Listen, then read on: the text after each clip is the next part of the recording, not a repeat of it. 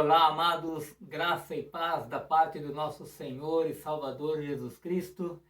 Estamos de volta no nosso terceiro vídeo da série A Cura Segundo a Bíblia.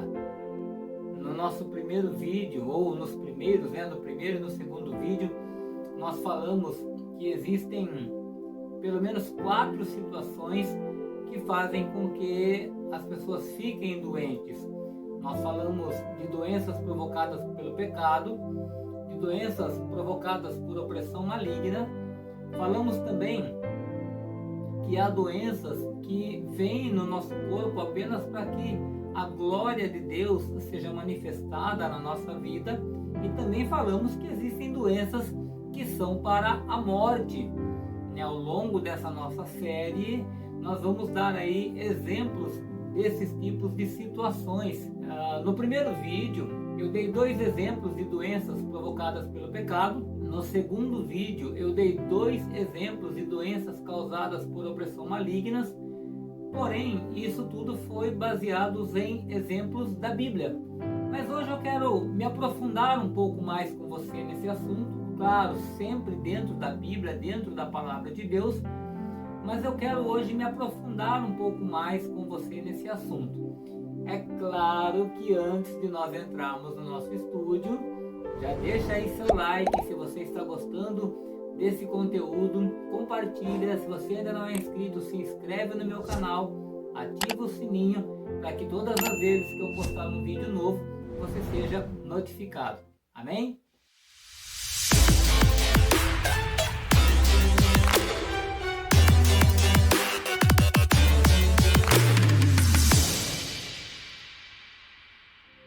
Todas as vezes que eu vou começar o vídeo nesse assunto, eu faço a seguinte pergunta: por que as pessoas ficam doentes? E eu já disse aqui, a ciência sempre vai explicar que é algo relacionado a problemas psicológicos ou problemas psicossomáticos, mas a Bíblia sempre vai defender que a doença é consequência do pecado, e nós lembramos que foi lá no início de todas as coisas, no pecado de Adão. Deus fez o homem para viver uma vida saudável, perfeita, mas o homem pecou e Deus falou: por causa do pecado agora você vai morrer. E antes de morrer, ele vai sofrer aí com várias doenças. O que se pode analisar, o que se pode observar é que a ciência, ela se multiplicou demais, a ciência evoluiu demais. Então a pergunta é, se a ciência já evoluiu tanto, por que ainda há pessoas com doenças simples que poderia ser resolvido com algumas atitudes e essas pessoas continuam doentes?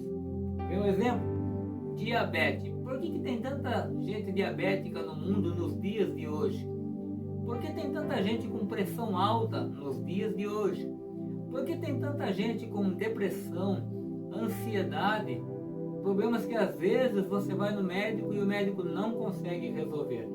Vamos entender isso à luz da Palavra de Deus. Para que nós possamos entender isso, eu quero convidar você a observar comigo 2 textos da Palavra de Deus. O primeiro texto está lá em 1 João, capítulo 3, verso 8, que diz assim: quem comete o pecado é do diabo, porque o diabo peca desde o princípio. Para isto, o Filho de Deus se manifestou para desfazer as obras do diabo. Ou seja, nós falamos que há doenças provocadas por opressão maligna e há doenças provocadas pelo pecado. Agora olha que interessante, nós acabamos de ler aqui que quem comete pecado é do diabo. Ou seja, quando você peca ou quando você vive uma vida de iniquidade, ou seja, você permanece no pecado,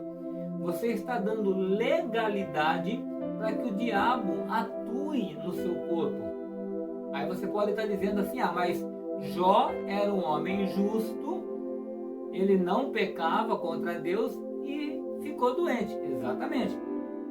Foi por isso que eu disse aqui que nós temos 4 situações: situação do pecado, situação da opressão maligna, situação para que o nome de Deus seja glorificado e para a morte. No caso de Jó, foi uma situação para que o nome de Deus fosse glorificado. Mas hoje aqui nós vamos focar tanto na opressão maligna como no pecado. Então, quando você peca, conforme diz aqui a palavra que nós acabamos de ler, o pecado, quem comete pecado é do diabo. Também em 1 Coríntios, no capítulo 10, verso 13, o apóstolo Paulo está dizendo assim, ó: não veio sobre vós tentação senão humana, mas fiel é Deus, que não vos deixará tentar acima do que podeis. Antes, com a tentação, dará também o escape, para que a possais suportar. Ou seja, às vezes você fala, ai, mas eu não resisti, eu caí na tentação, ai, eu cometi esse pecado, eu cometi aquele outro pecado, porque eu não resisti, eu caí na tentação. Veja que a Bíblia fala que ninguém é tentado além daquilo que pode suportar.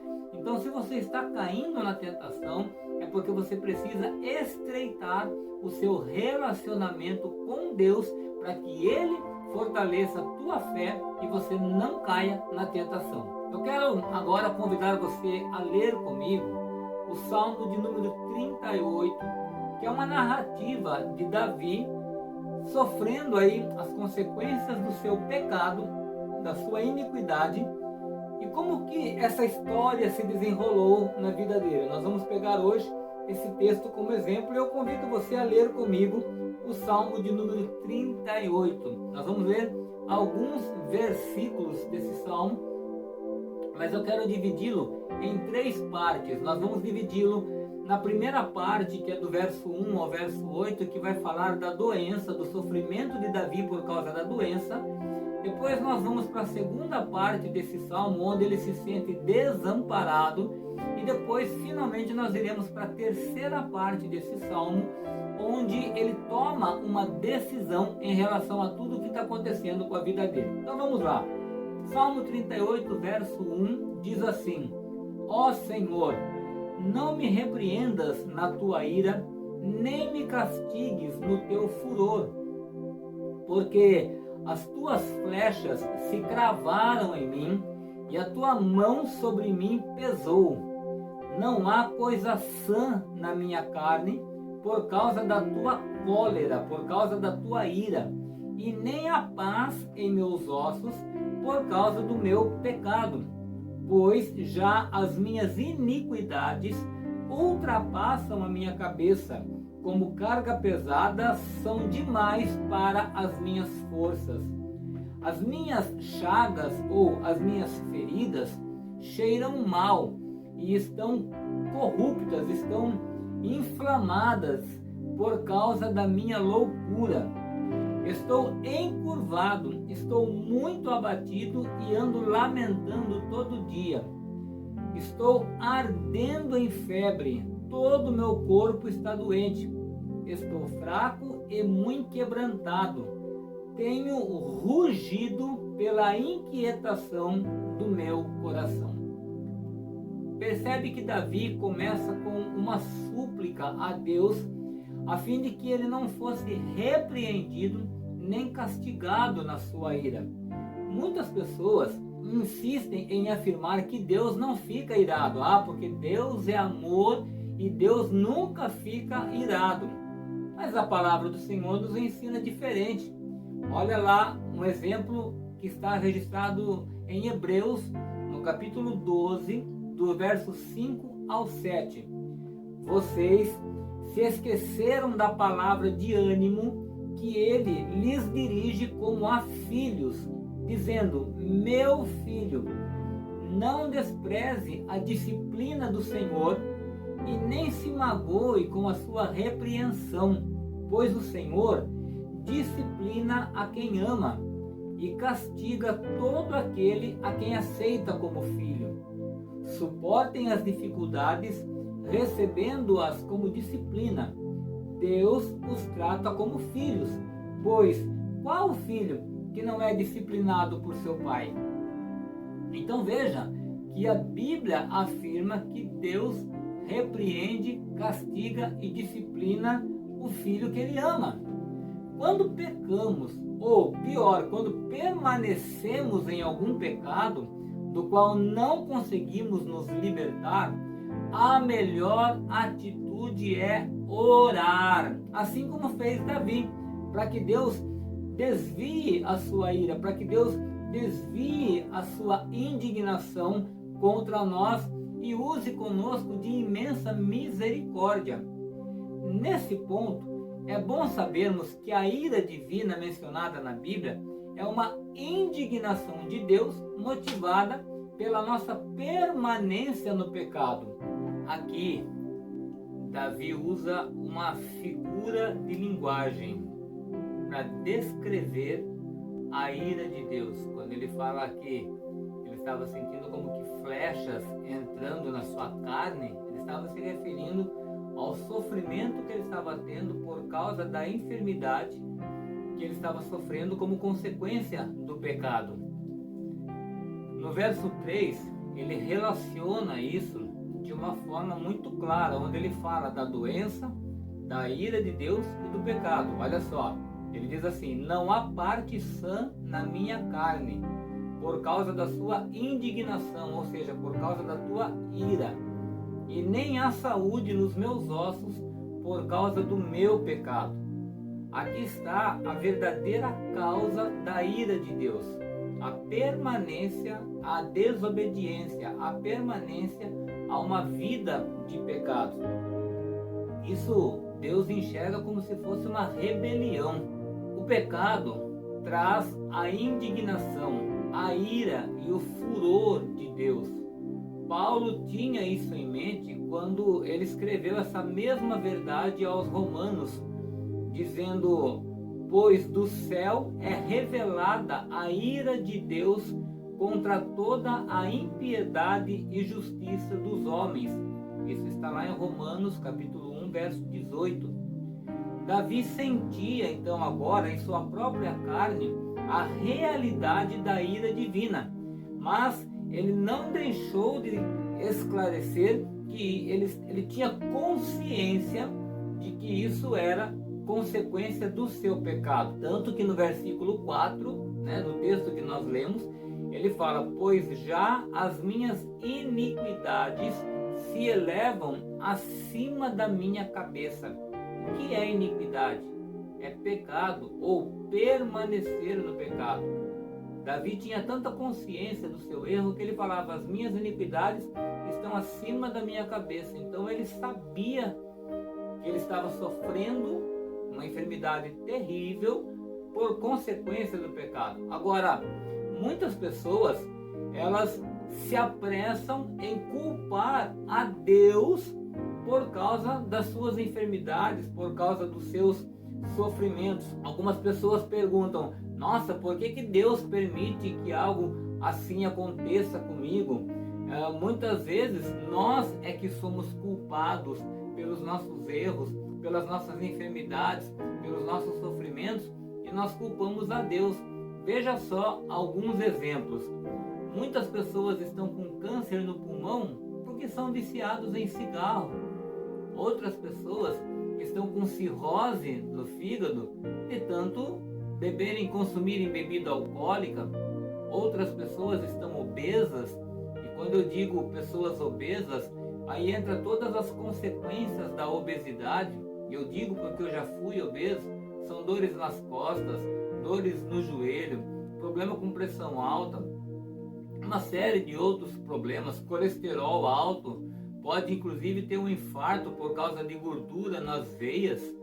E tudo isso por quê? Porque ela não tem domínio próprio na hora de comer. Então ela sofre todas as consequências de uma obesidade ou de estar acima do peso, e aí culpa Deus. Vai falar: não, por que Deus me fez assim? Não foi Deus. É você que não tem controle naquilo que você come. Tem gente que tem diabetes. Agora, por que essa pessoa tem diabetes?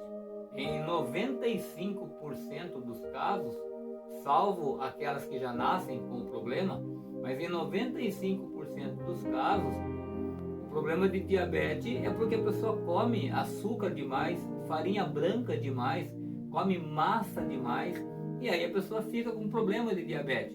E aí, por causa do diabetes, vem cegueira, né, problema nos olhos, problemas em alguns órgãos do corpo que começam a se deteriorar por causa da inflamação do corpo. É só mudar os hábitos alimentares. Outras pessoas têm problemas com pressão arterial porque comem sal demais. E tem outras pessoas que, olha só, por exemplo, tem um jovem que hoje ele é paralítico. Por que ele é paralítico hoje?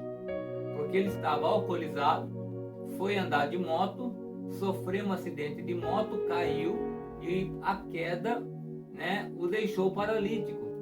E aí ele vai culpar Deus. Por que Deus permitiu que isso acontecesse comigo? Não foi Deus.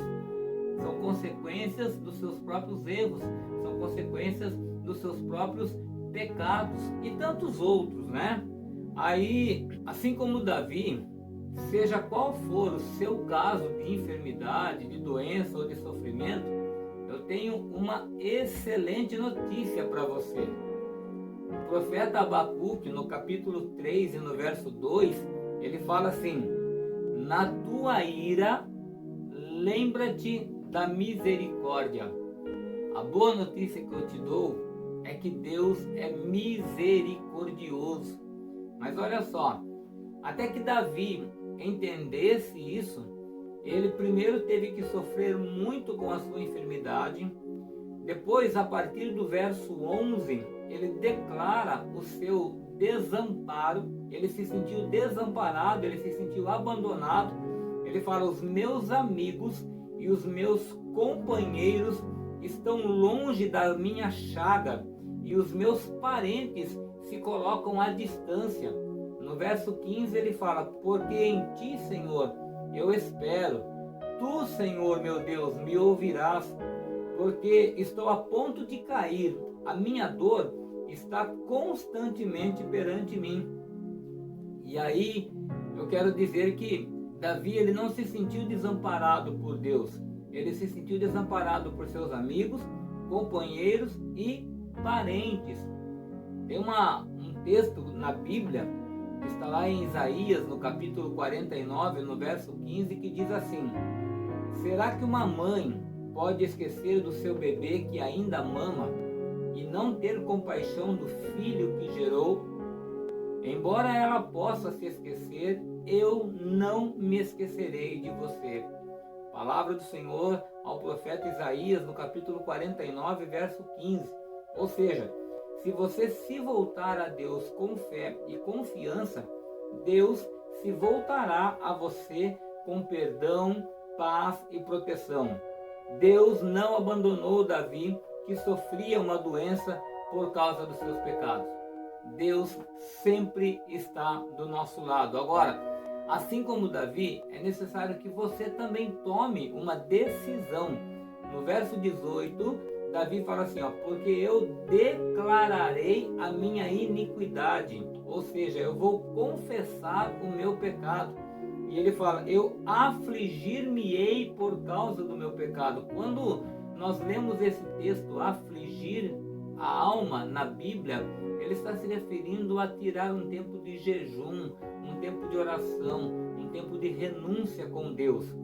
E aí depois, na sua oração, ele termina dizendo assim, apressa-te em meu auxílio, Senhor, minha salvação.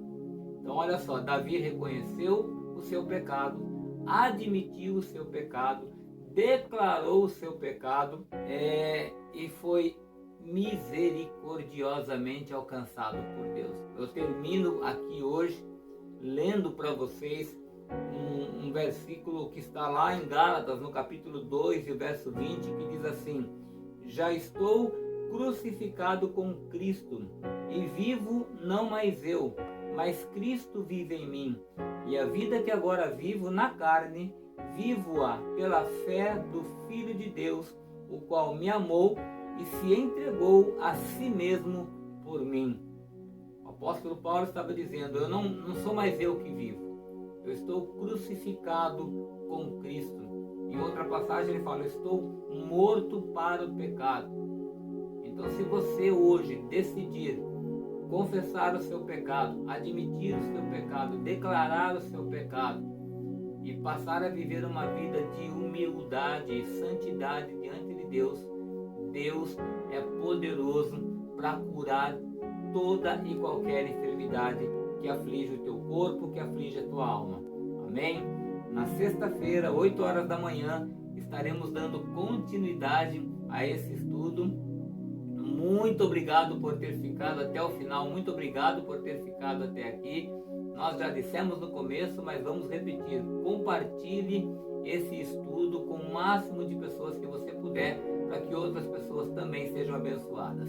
Que Deus vos abençoe e até a próxima.